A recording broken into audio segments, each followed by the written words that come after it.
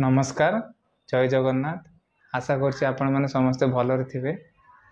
आपण माने मो थंबनेल देखि जानि पारथिबे कि माने सडनली मु तो डिस्चार्ज हेली माने बड़ दिन तो सडनली मते हॉस्पिटल जीवा को कोन पई माने इमरजेंसी पड़ला कोन पई काहे माने कोन पई गली काहे गली ठीक तो थिली मु आपण मान को जणौतली कि डिस्चार्ज परे मु टिके भलो थिली बोली मते डिस्चार्ज देइथिले। तो हठात कौन पे मते पुणी हॉस्पिटल जीवा को पड़ला। तो कौन हला ना हठात माने काली मु ठीक ठाक थिली सकाळो जेमति कि मु उठिली नॉर्मली मु जेमति कि एक्सरसाइज टिके करथली माने जेमति नॉर्मल डॉक्टर जेमति कहितले टिके माने वॉक करिया पई। तो सकाळ सकाळ उठी कि मु चला चली करी टिके माने निजको माने बेटर फील होतले माने एक्सरसाइज करी टिके योगा जो योगा करथली। तो करि साला परे दिन बेले भी ठीक थिली। तो हठात कौन हन ना काली राति रे माने मोर सडनली बॉडी पेन करिया स्टार्ट हला माने पाखापाखि राति नुहे ऊपर माने से 4-5टा पाखरु मोर बॉडी पेन स्टार्ट हेइतला धीरे धीरे।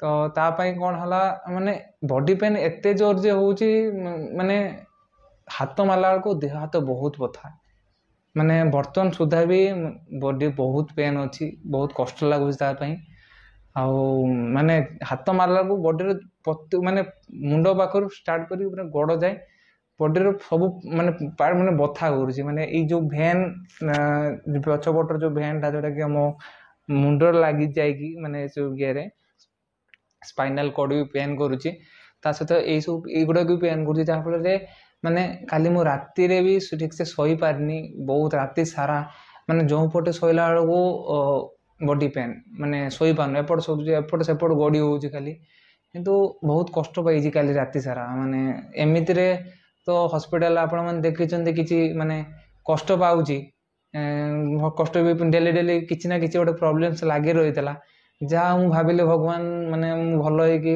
रूम रे आसी पहुंचली डिस्चार्ज हेली किछि ना किछि माने जहाँ भी उठी खुशी लगी किंतु पुणी थर से प्रॉब्लम स्टार्ट माने प्रॉब्लम्स गोटे गोटे न जाऊन आ गोटे प्रॉब्लम्स एमती स्टार्ट हो जाउछ माने प्रत्येक दिन एमती प्रॉब्लम्स डेली डेली जारी रही मो सहित एमती है जे माने माने सोइबा को चाहूची निद आसुची हेले सोई पारु नै काहे बॉडी पेन माने एबे भी सुधा माने मु हाथ मारला को मोर माने हाथ मारी होनी एते पेन हो मो शोल्डर एते पेन करूची आउ ता सहित जो एगुड़ा सब एते पेन हो माने मु हाथ भी पेन करि पारुनी माने खाइला बेलू भी पेन करूची कि चलला बेलू भी बॉडी पेन करूची बहुत गोड़ हाथ बहुत बथा। तो बहुत ता पई माने कष्ट लागी मते।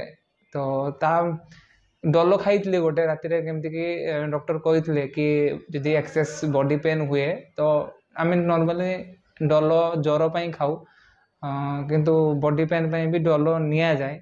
तो डॉक्टर कहितले बॉडी पेन है डॉलर नेबा पई तो नहीं थिले डॉलर नेला परे किछि टाइम रिलीफ मिलथला तापरे पुणी थरे से बॉडी पेन स्टार्ट हला आ दीदी भी गोड़ा तो बहुत मोर मन चिपी देइतले तो टिके आराम मिलथला। तो जहाँ भी हो किंतु से सब जिनस रे तो कला परे भी मोर बहुत आज भी दिन जाक बहुत कष्ट सहित मु आज माने दिनटा मो जाइची आ ता सहित मते अति मोर बॉडी पेन जते मोर जते अति माने बॉडी पेन हुए मु सेते माने कुहे भाई को कि माने जते मु सही पारेनी कहीं ना बहुत कष्ट सही माने मते नॉर्मली बॉडी पेन रे मते जाना पड़ेनी कि हुए किंतु मते एते जाना पड़े नहीं किंतु जते मते अधिक बॉडी पेन हला मु सेते भाई को कहली कि भाई मोर माने बहुत बॉडी पेन होउची आ भाई जाइतले डॉक्टर को बाकू एमती जस्ट नॉर्मली विजिटिंग पई कि एमती बॉडी पेन होउची किछि मेडिसिन सजेस्ट करिया पई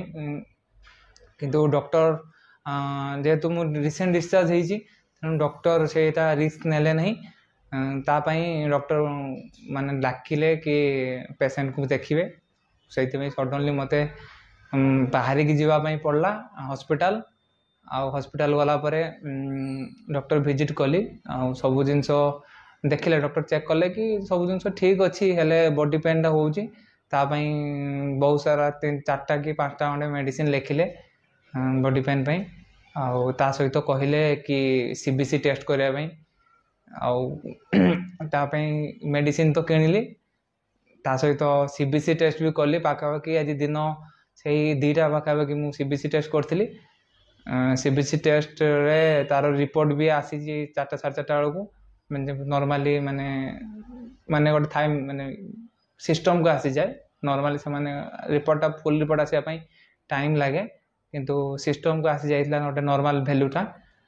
ଯାହା ହଉ ମୋର ହିମୋଗ୍ଲୋବିନ୍ ବଢ଼ିଛି, ହିମୋଗ୍ଲୋବିନ୍ଟା ଠିକ୍ ଅଛି, ଯାହାଫଳରେ ମୋତେ ବୋଧେ ଟିକେ ୱିକନେସ୍ କମ୍ ଲାଗୁଛି, ମାନେ କେବଳ ବଡି ପେନ୍ ଛଡ଼ା ଆଉ କିଛି ବର୍ତ୍ତମାନ ପ୍ରୋବ୍ଲେମ୍ ସେତେ କିଛି ନାହିଁ।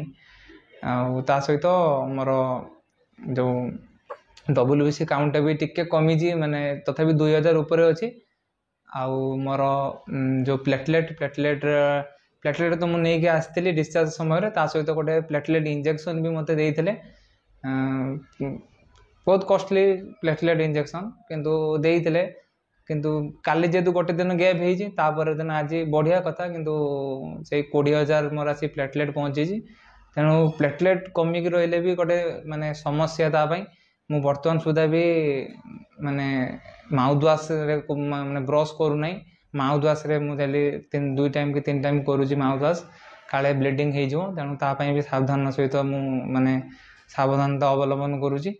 ଆଉ ତା ସହିତ ଯାଉ CBC ଟେଷ୍ଟ ରିପୋର୍ଟରୁ ଯାହା ବି ଆସିଲା, ଡକ୍ଟର ରିପୋର୍ଟ ଦେଖିକି ଭାଇଙ୍କୁ କହିଲେ କି ଗୋଟେ ଯେଉଁ WBC ବଢ଼ିବା ପାଇଁ ଗୋଟେ ଗ୍ରାଫିଲ୍ସ ଯେଉଁ ଇଞ୍ଜେକ୍ସନ୍ ମୁଁ ନେଉଥିଲି, ଗ୍ରାଫିଲ୍ ଇଞ୍ଜେକ୍ସନ୍ ଲେଖିଛନ୍ତି। ତା ସହିତ ଆଉ ଗୋଟେ ଯେଉଁ ପ୍ଲେଟଲେଟ୍ ଇଞ୍ଜେକ୍ସନ୍, ପ୍ଲେଟଲେଟ୍ ପାଇଁ ତା ପାଇଁ ଲେଖିଛନ୍ତି, ସେଇଟା ଅର୍ଡ଼ର କରିଦେଇଛୁ। ସେଇଟା କାଲିକି ଆମେ ମାନେ ମୁଁ କାଲି ଯାଇକି ହସ୍ପିଟାଲର ସେଇଟା ନେବି। ତାହେଲେ କିଛି ବଡି ମାନେ ପୁଣି ଥରେ କିଛି ବଢ଼ିଗଲେ ବଡି ପୁଣି ଠିକ୍ ହେଇଯିବ। ଆଉ ତା ସହିତ ଯେଉଁ ମେଡ଼ିସିନ୍ ଡକ୍ଟର ଯେଉଁ ଆଜି ଦେଇଛନ୍ତି, ତା ପାଇଁ ମେଡ଼ିସିନ୍ ଖାଇସାରିଲା ପରେ ଟିକେ ରେଷ୍ଟ ନେଲା ପରେ ବର୍ତ୍ତମାନ ଟିକେ ମୋ ମାନେ ଯେତିକି ପରିମାଣରେ ମାନେ 100%ରୁ ପାଖାପାଖି ମୋର 90% ମୋ ବଡି ପେନ୍ ହେଉଥିଲା। ମାନେ ଆପଣମାନେ ଜାଣିପାରୁଥିବେ କି ବଡି ପେନ୍ଟା କେତେ ଜୋରରେ ହେଉଛି।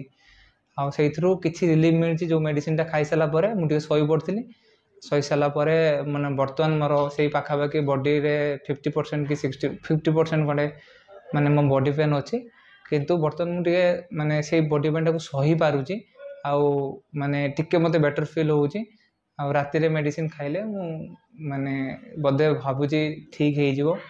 କିନ୍ତୁ ଏମିତିକା ମୋର ରେଗୁଲାର ପ୍ରୋବ୍ଲେମ୍ସ ଚାଲିଛି। ତ ଆପଣମାନେ ମୁଁ ଆଗରୁ ବି କହିଛି କି ମାନେ ଗୋଟେ ପ୍ରୋବ୍ଲେମ୍ସ ମୋର ଯଦି ଗୋଟେ ମାନେ ଯଦି ପ୍ରୋବ୍ଲେମ୍ ସଲ୍ଭ ହେଇଯାଉଛି, ଆଉ ଗୋଟେ ପ୍ରୋବ୍ଲେମ୍ସ ଆସିକି ପୁଣି ଥରେ ଷ୍ଟାର୍ଟ ହେଇଯାଉଛି।